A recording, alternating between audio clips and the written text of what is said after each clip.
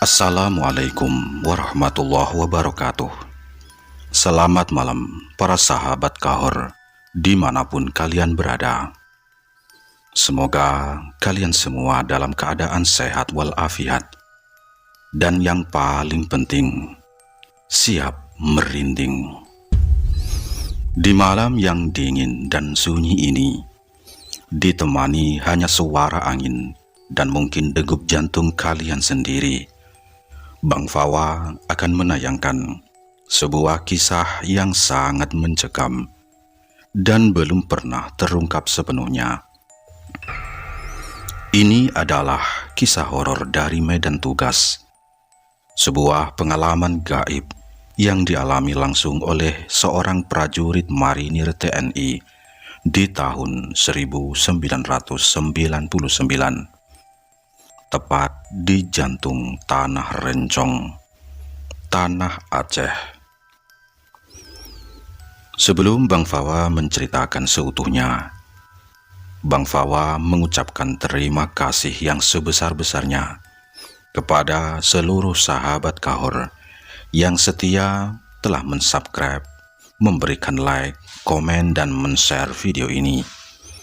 Dukungan kalian adalah energi utama kami untuk terus membongkar kisah-kisah horor paling seram di Indonesia. Tanpa berlama-lama, mari kita buka tirai kegelapan ini. Mari kita simak bersama.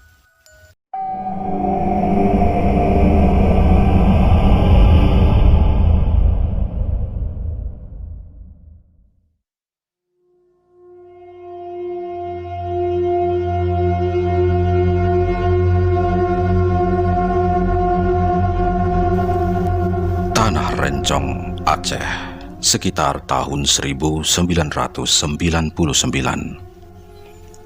Namaku Redi. Aku ditugaskan ke Desa Lancang, Kecamatan Junip, Aceh Utara. Saat itu, kami tiba dengan 6 truk yang membawa satu peleton, sekitar 33 orang pasukan, beserta logistik dan perlengkapan militer. Walaupun jalanan mulus, saat memasuki desa, saya merasa gelisah dan tengkuk saya merinding. Desa ini seolah memiliki aura mistik yang kuat.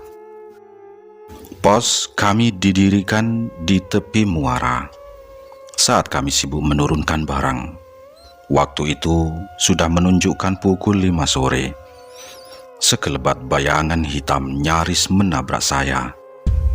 Saya langsung terkejut. Bayangan itu seketika menghilang, meninggalkan bau anyir yang menusuk. "Tor, kamu lihat bayangan tadi?" tanyaku pada teman. "Bayangan apa, Red? Aku tidak lihat apa-apa," jawabnya. Saya pikir mungkin itu adalah perkenalan dari makhluk penunggu tempat ini. Singkat cerita, 2 minggu berlalu. Saya mulai akrab dengan beberapa penduduk, terutama dengan seorang anak kecil bernama Amir, putra Ibu Rosmiati. Kami memanggilnya dengan Kak Ros. Amir sering keluar masuk pos kami. Suatu sore, Amir berlari sambil menangis histeris ke arah saya. Pak Redi, tolong emak saya, Pak. Cepat, Pak," kata Amir. Tanpa bertanya lagi, saya dan 2 teman segera berlari ke rumah Amir yang hanya berjarak sekitar 100 meter dari pos jaga kami. Saat membuka pintu, saya terhenyak. Bau anyir yang pernah saya cium dulu menyebar lagi. Di dinding rumah, Ibu Ros sedang merangkak. Rambutnya acak-acakan, matanya merah nanar, dan mulutnya mengeram dengan air liur yang menetes. Napasnya tersengal dan tak beraturan. Saya memberanikan diri masuk. Saat saya menyalakan lampu, Terlihat jelas bahwa sosok itu adalah Ibu Rosmiati, ibunya Amir. "Hei, keluar kau dari tubuh Kak Ros!" hadiku. Saya meminta dua teman saya untuk memegangi Ibu Ros. Namun dengan sekali hentakan, blah! Mereka terpelanting beberapa meter. Akhirnya 4 warga ikut membantu kami memegangi Ibu Ros. Ketika saya menyentuh tangannya, seketika saya merasa terlempar keluar dari desa itu. Saya melihat sebuah penglihatan seperti menonton bioskop.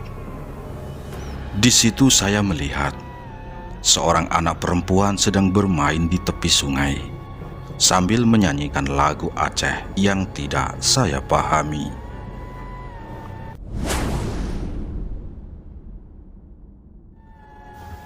Bayangan itu menghilang ketika Kak Ros jatuh terkulai lemas dari dinding.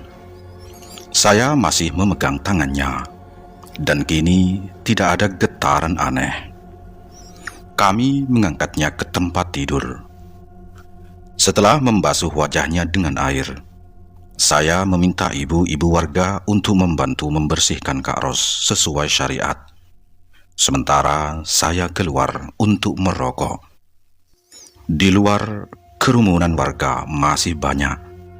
Saya meminta mereka membubarkan diri agar Kak Ros bisa istirahat.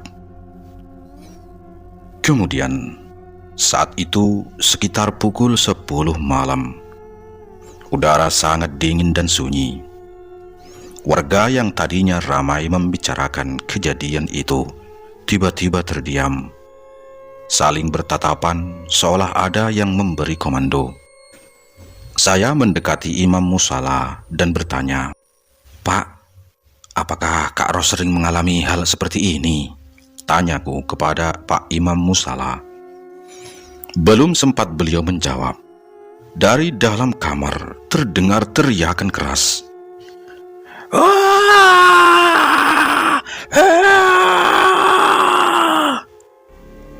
Ibu-ibu yang ada di dalam kamar langsung berlarian keluar ketakutan.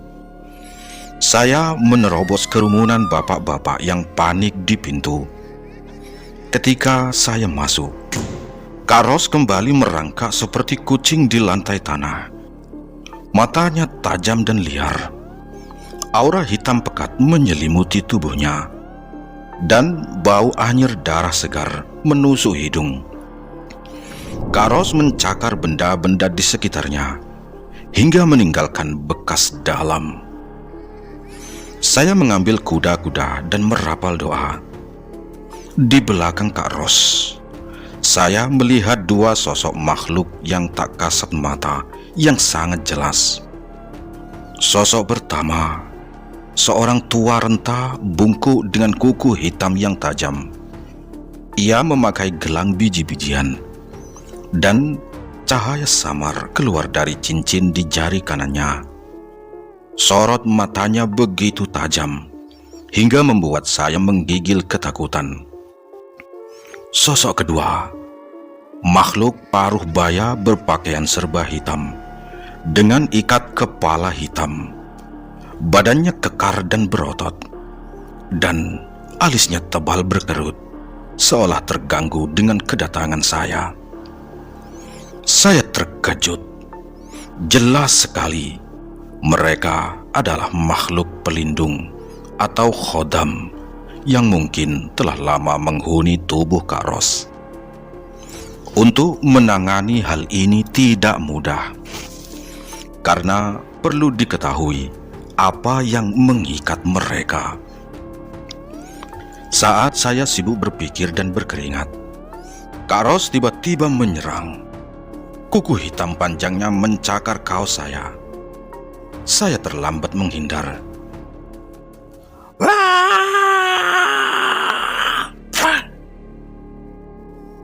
Darah langsung membasahi dada saya. Itu ternyata bukan serangan yang pertama. Kak Ros terus menyerang saya dengan marah. Saya hanya bisa menghindar sambil tetap fokus pada dua bayangan hitam yang mendampinginya. Karena menyerang, Kak Ros secara fisik akan berakibat fatal pada tubuhnya. Warga hanya terdiam melihat saya bertatapan dengan objek yang tidak mereka lihat. Saya mengumpulkan seluruh tenaga dalam dan memusatkannya di perut, sambil mencari momen yang tepat untuk menyerang tanpa membahayakan jiwa Kak Ros. Ada sebuah bisikan muncul di pikiran saya. Jangan hajar raganya, tapi hajar hatinya, karena hati adalah sumber niat, kata bisikan itu. Saya langsung menyalurkan seluruh energi ke ujung tangan dan melayangkan serangan ke bagian hati Kak Ros. Tepat saat serangan menyentuh, sekelebat bayangan putih keluar.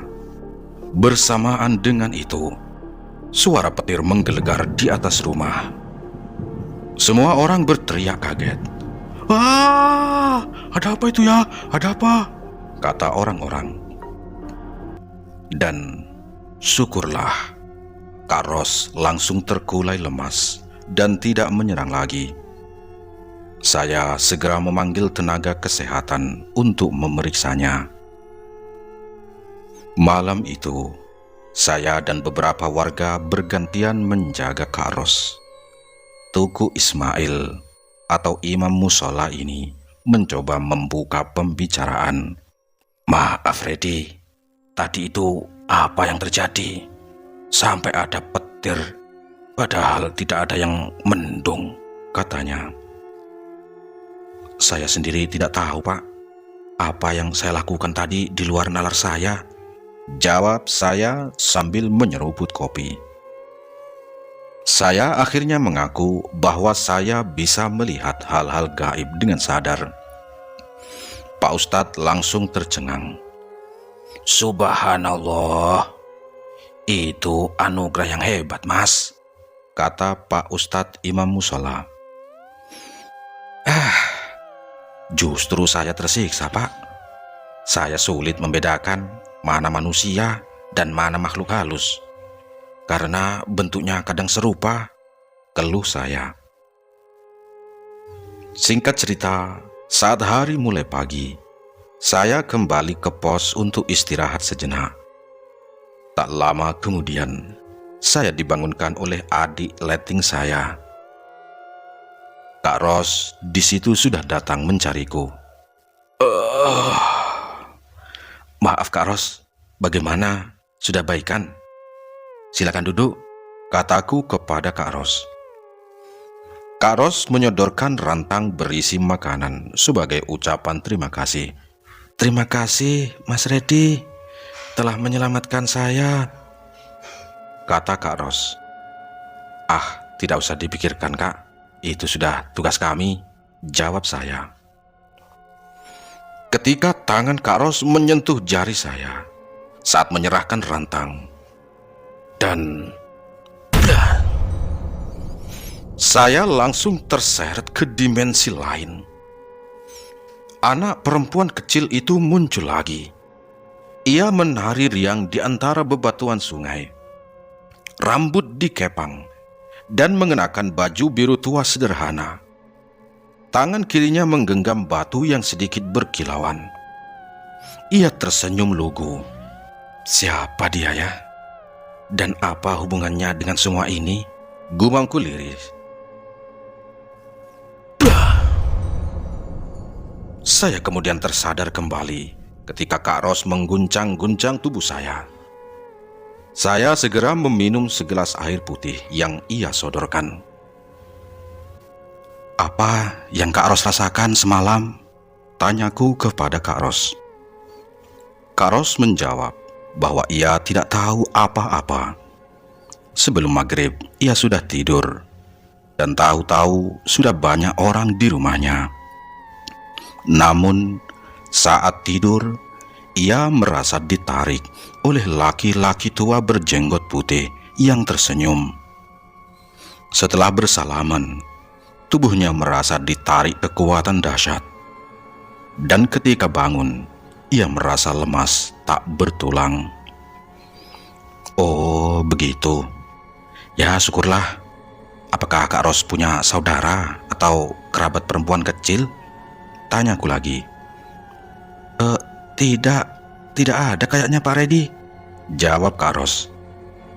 Saya penasaran dan bertanya, apakah Kak Ros pernah mengalami hal aneh atau tidak masuk akal? Tanyaku lagi. Wajah Kak Ros menjadi murung. Ia terdiam lama dan air mata mulai menetes. Amir, putranya, ikut menangis. Saya tidak memaksa. Tidak apa-apa Kak Ros, mungkin lain kali, kataku.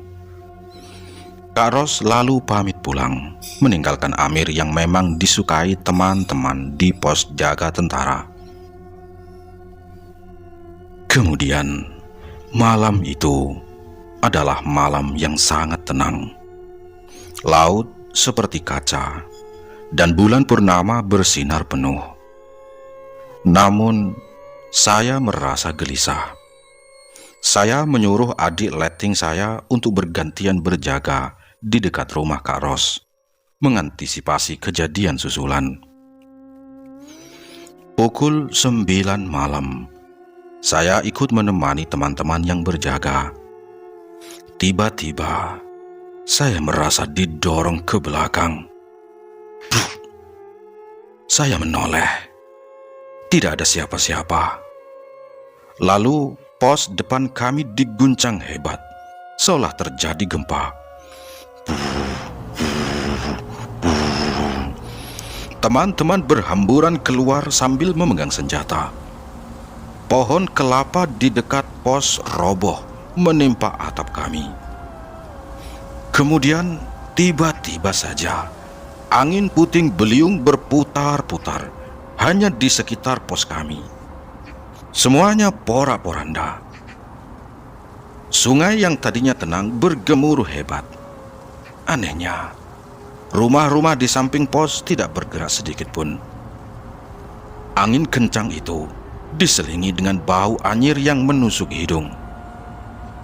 Sekelebat, saya melihat penampakan nenek bongkok hitam yang melintas. Ia tertawa melengking.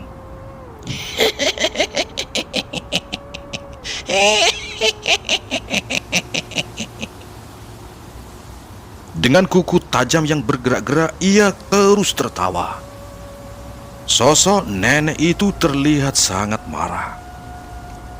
Sambil memejamkan mata dan memohon pertolongan Allah Subhanahu wa Ta'ala, saya mengumpulkan seluruh tenaga dalam yang saya miliki. Saya berteriak, Allahu Akbar, Allahu Akbar. Dari tubuh saya keluar cahaya putih berkilau yang berputar-putar melawan putaran angin. Petir menyambar silih berganti. Seluruh desa terbangun melihat fenomena aneh ini. Mata saya kabur oleh kabut. Aura hitam dan aura putih bertemu dan menderu di angkasa. Saya terduduk di tengah pusaran, pasrah pada apapun yang akan terjadi.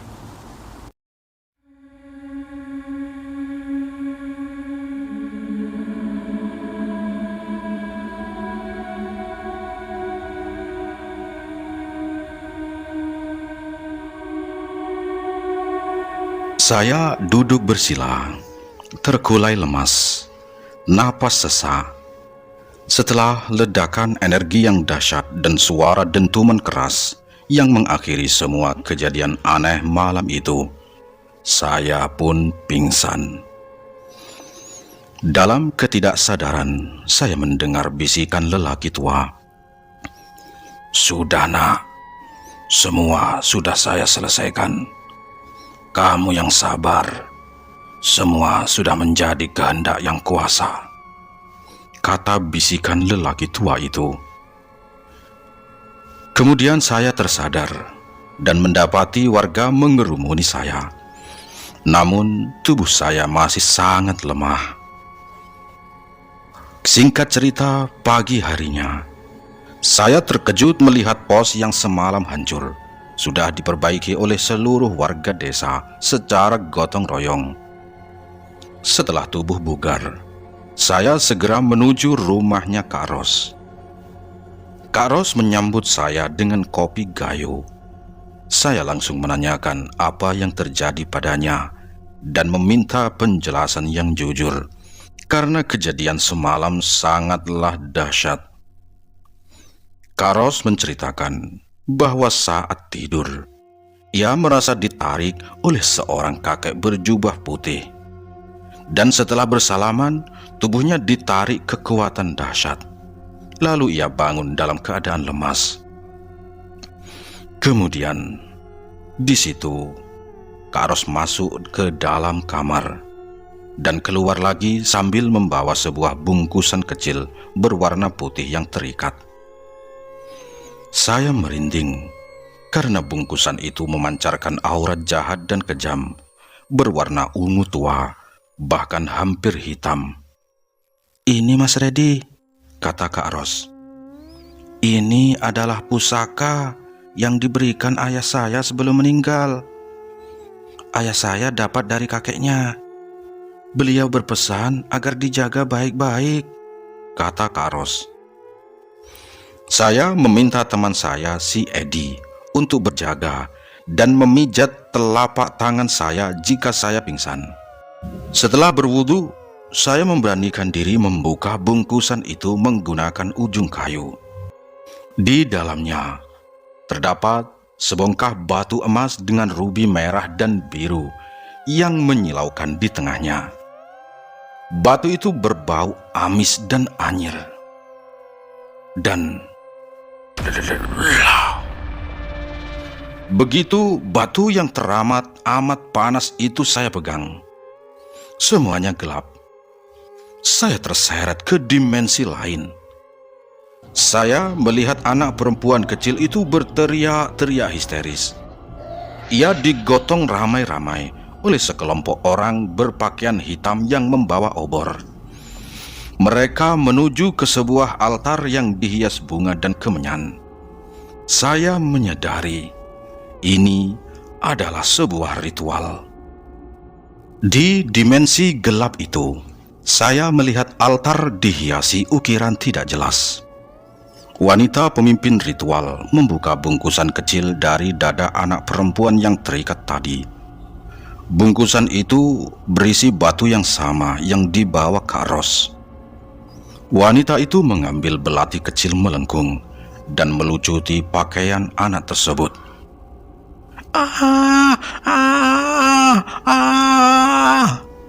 Anak itu menangis kencang. Tidak berdaya karena tangan dan kakinya terikat kain merah. Di samping wanita itu berdiri seorang pemuda bertelanjang dada yang tampak familiar bagi saya. Wanita itu mengangkat belati tinggi-tinggi dan sekejap kemudian, belati itu dihujamkan tepat ke jantung gadis kecil itu. Ia mendesah dan langsung tak bergerak. Darah segar membasahi altar. Dengan belati itu juga, wanita tersebut mengambil hati dan jantung si anak. Saya menyaksikan kengerian itu saat wanita dan beberapa orang di bawahnya memakan organ tersebut. Dengan darah mengucur dari sela-sela bibir mereka, perut saya mual hingga saya muntah. Ritual selesai, dan pemimpin itu berteriak dalam bahasa Aceh yang artinya, "Kampung kita sekarang sudah aman dari bencana dan penyakit. Tapi siapapun yang melanggar akan dijadikan korban berikutnya. Menyediakan gadis atau pemuda yang masih suci," kata pemimpin itu.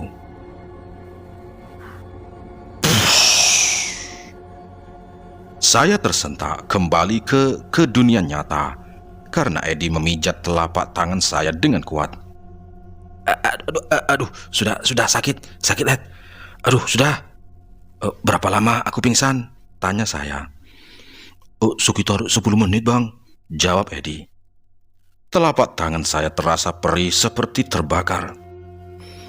Setelah meminta Edi membungkus kembali batu itu, saya berjalan gontai dan duduk di kursi Kak Ros. Kak Ros, boleh saya masuk ke dalam rumah? Tanyaku.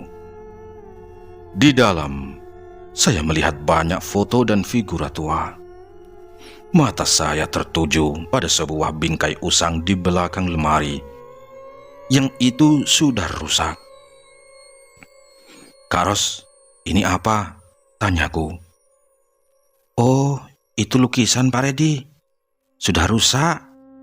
Hanya buat menutupi lubang di belakang lemari, jawab Kak Ros. Saya mengambil lukisan berdebu itu. Setelah saya bersihkan, terlihat gambar seorang laki-laki tua gagah mengenakan pakaian adat Aceh sambil menghunus rencong. Saya langsung kaget. Astagfirullahaladzim.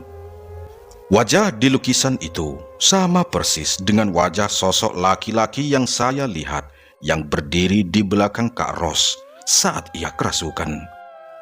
Dan juga pemuda yang berdiri di belakang pemimpin wanita di acara ritual pengorbanan itu. Saya refleks menjatuhkan lukisan itu. Saya menunjuk lukisan tua yang jatuh itu, bertanya dengan terbata-bata. Kak Ros, siapa itu? Tanyaku. Lukisan itu sudah lama sekali, Pak. Kata kakek, itu adalah leluhur kami. Dulu beliau sangat disegani di sini, jawab Kak Ros. Saya menjelaskan dengan tegas. Kak Ros, masalahnya ada pada batu pusaka ini. Batu ini harus dimusnahkan. Karena itulah penyebab Kak Ros menjadi seperti ini. Dan ini perbuatan syirik, menyekutukan Tuhan, kataku. Kak Ros sempat keberatan karena ia ditugaskan menjaganya. Saya lalu meminta izin. Begini saja, beri saya waktu seminggu untuk menetralkan batu ini atas seizin Allah. Ketika sudah netral, meskipun kamu simpan, insya Allah sudah tidak ada apa-apanya, gak berbahaya, kataku. Dan Kak Ros kemudian menyetujuinya. Singkat cerita, saya segera pergi ke rumah Imam Musola, Ustadz Mus, untuk mencari informasi. Atas saran beliau, keesokan paginya, saya, Ustadz Mus, dan 2 teman menaiki perahu karet menuju pesantren Teuku Toha di Samalanga. Teuku Toha adalah guru dari Ustadz Mus. Kami disambut oleh Teuku Toha, seorang kakek tua yang bugar dengan penampilan bersahaja. Setelah basa-basi, Ustadz Mus menjelaskan masalah batu tersebut. Teuku Toha terkejut. Astagfirullah, batu itu masih disimpan. Itu batu laknat, harus segera dihancurkan, kata Teuku Toha. Saya meminta Teuku Toha menceritakan sejarah batu itu. Beliau menghela napas dan memulai kisah. Dahulu kala, ada seorang tukang tenung bernama Cut Gamdo yang sewenang-wenang. Ia sering menyantet warga dan bahkan melakukan ritual sesembahan dari anak-anak penduduk. Warga yang marah akhirnya menangkap Cut Gamdo dan pasangannya. Mereka diarak, dirajam, atau dilempari batu hingga mati. Batu yang selama ini dijadikan jimat mereka pun hilang misterius. Terus, bagaimana cara memecahkan masalah ini, Teuku? Tanyaku. Teuku Toha berkata bahwa batu itu harus dimusnahkan malam nanti. Karena beliau Teuku Toha sudah tua dan tidak mampu mengerahkan energi besar, ia memanggil putra tertuanya bernama Ustadz Soleh. Ustadz Soleh, seorang pria paruh baya bertubuh kekar dan berwajah santun, segera menemui ayahnya. Teuku Toha berpesan agar Ustadz Soleh membantu saya dan teman-teman marinir. Setelah Teuku Toha pamit, karena tidak kuat duduk lama, saya dan Ustadz Soleh mulai berdiskusi tentang persiapan dan rencana pemusnahan batu malam itu.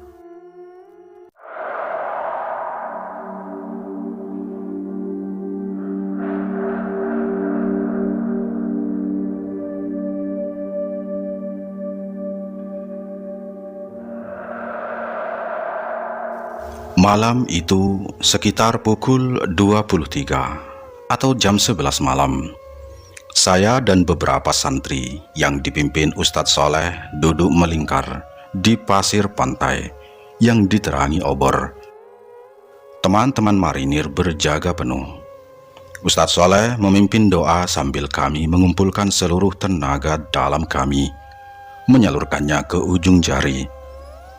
Setelah kami siap, bungkusan berisi batu laknat itu diletakkan di tengah lingkaran.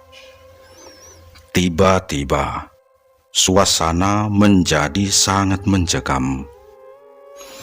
Blah! Batu itu melayang, berputar cepat, dan membesar menjadi sebesar bola api futsal yang berpijar merah seperti bara.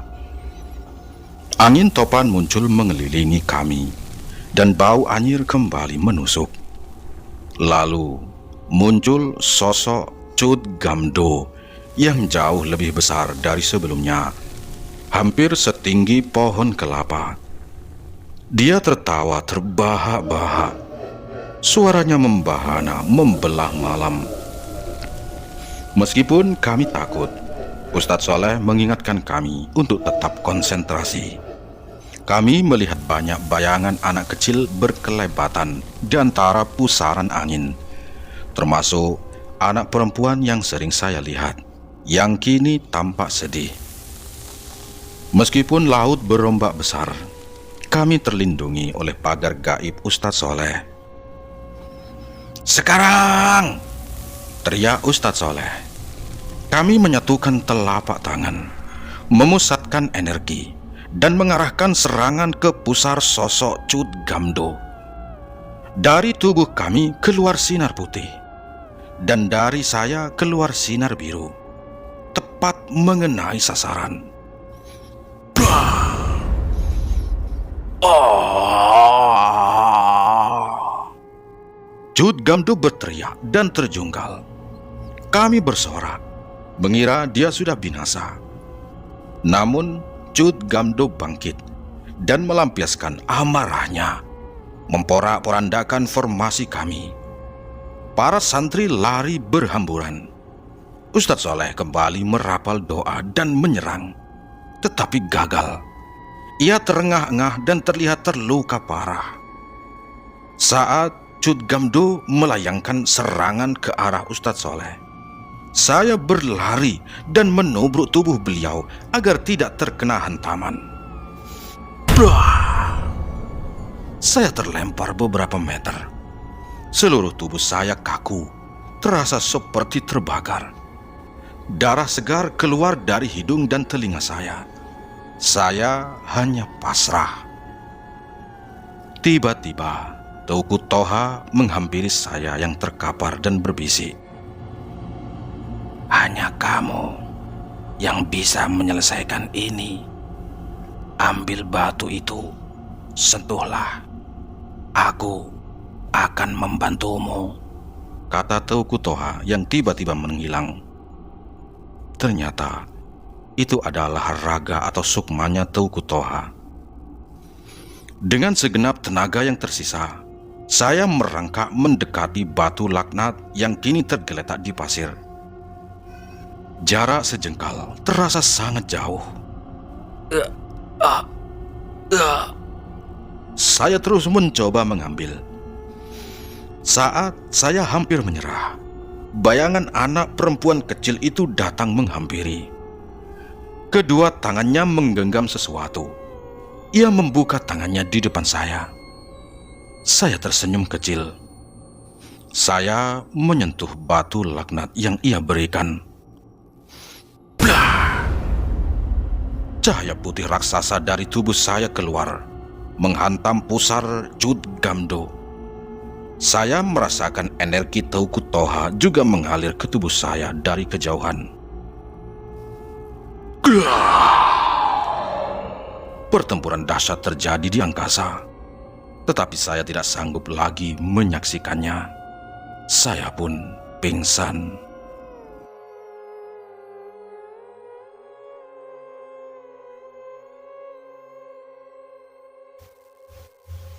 Setelah pertarungan dahsyat di pantai, saya tersadar dan mendapati diri saya berada di puskesmas kecil. Di sana, saya melihat penampakan-penampakan halus. Namun, mereka tidak memancarkan aura jahat. Salah satunya adalah sosok kakek-kakek berjalan perlahan dengan tongkat penopang, menyeret kantong kateter di belakangnya. Kakek itu menoleh dan melambai ke arah saya. Saya pun membalas lambaiannya. Saya hanya berpikir aneh-aneh saja tingkah makhluk yang sudah meninggal ini. Tiba-tiba, suara senior saya, Pak Sucipto, mengejutkan saya. "Gimana? Masih pusing?" kata senior saya. Iya bang," jawabku. Tak lama kemudian, dua teman saya, Roy dan Budi, datang dari pasar membawa 2 kantong besar berisi makanan seperti pisang, jeruk, dan roti. "Alhamdulillah ada makanan. Ayo dimakan rame-rame," ajakku. 5 menit kemudian, seorang perawat yang ramah masuk membawa obat-obatan untuk saya minum. Maaf mbak, di sini tidak dikasih makan ya?" tanyaku. Maaf pak, tidak ada juru masak. Lagi pula jarang ada pasien menginap," jawab perawat itu yang ternyata bernama Suster Sinta Merina. "Loh, kenapa kok jarang?" tanyaku. "Masyarakat sini masih suka berobat ke orang pintar daripada ke puskesmas," jawabnya. Saya mencoba berbasa-basi. Sudah lama di sini mbak? Tiap hari di sini?" tanyaku. "Sudah 5 tahun pak, tapi saya bidan desa, bides di desa Lancang," jawabnya. Bersambung. Demikian dulu kisah ini. Kita akan lanjutkan di video selanjutnya. Salam dari Bang Fawa. Wassalam.